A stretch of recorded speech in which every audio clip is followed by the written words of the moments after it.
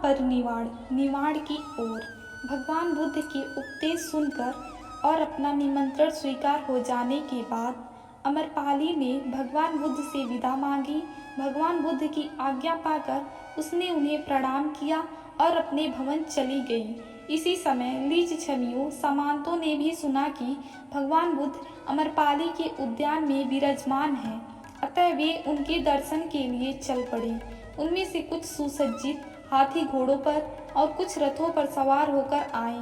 अमरपाली के उद्यान के पास पहुंचकर वे अपने वाहनों से उतर गए और भगवान बुद्ध के निकट जाकर नमस्कार करके धरती पर बैठ गए। भगवान बुद्ध ने उपदेश देते हुए कहा, धर्म में आप लोगों की श्रद्धा आपके राज्य, बल और रूप से भी अधिक मूल्यवान है।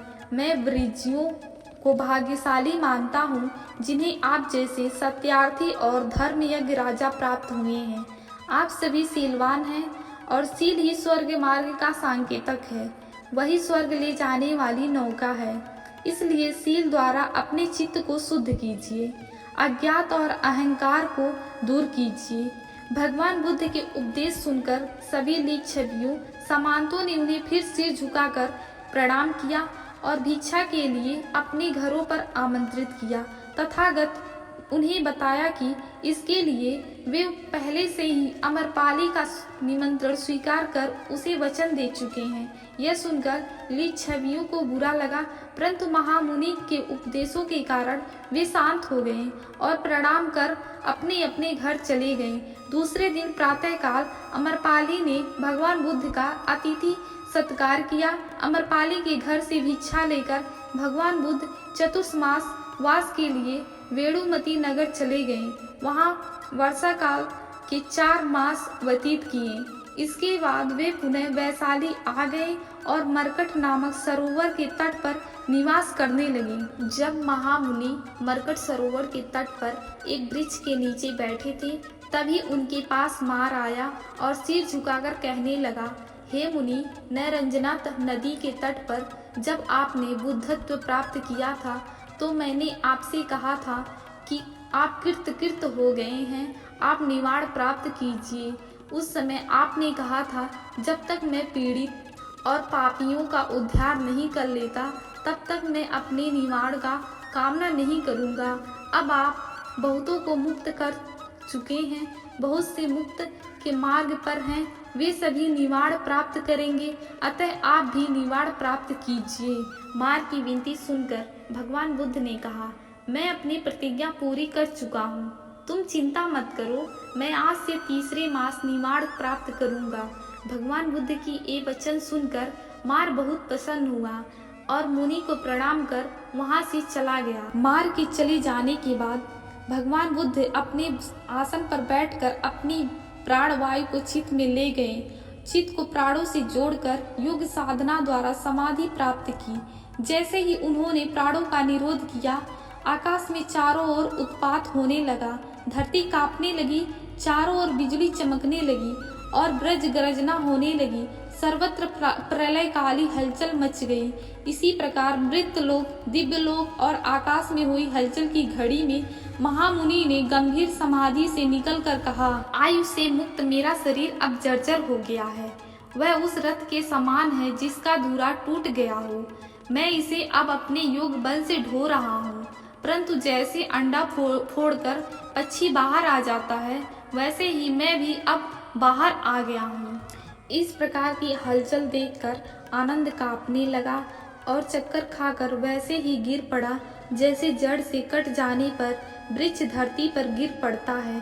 थोड़ी देर बाद कुछ संभलकर वह खड़ा हुआ और सर्वज्ञ भगवान बुद्ध से इसका कारण पूछने लगा।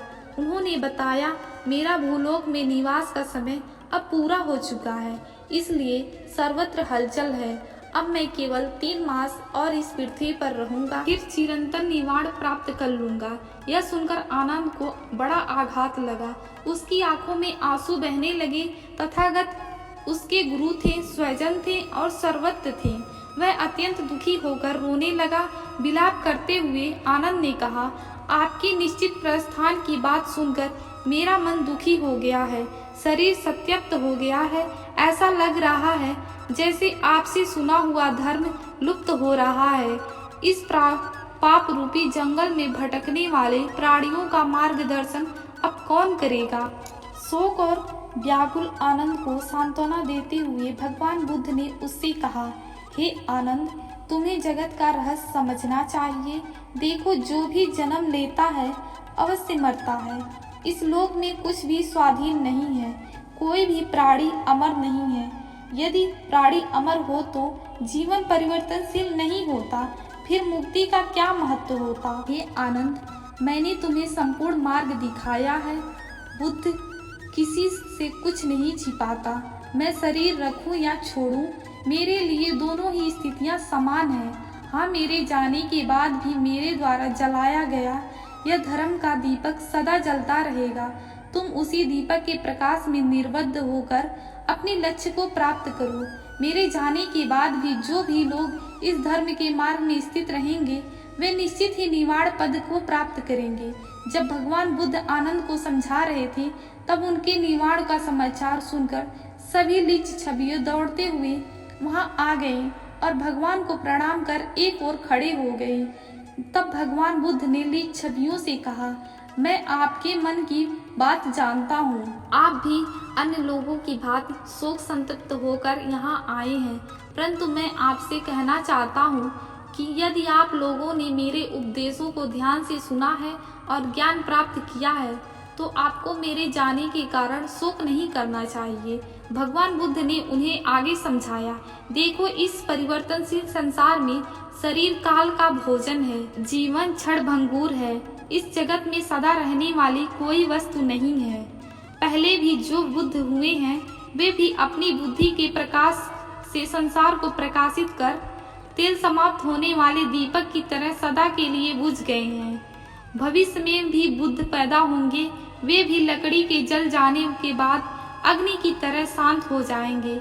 मुझे भी अब उसी मार्ग पर जाना है। भगवान बुद्ध ने अंत में कहा, इस रम्य नगरी में अभी भी कुछ अदीक्षित लोग रह गए हैं, अतः मुझे चलना चाहिए। आप लोग किसी प्रकार का शोक ना करें और मेरे बताए धर्म के मार्ग का अनुसरण करें।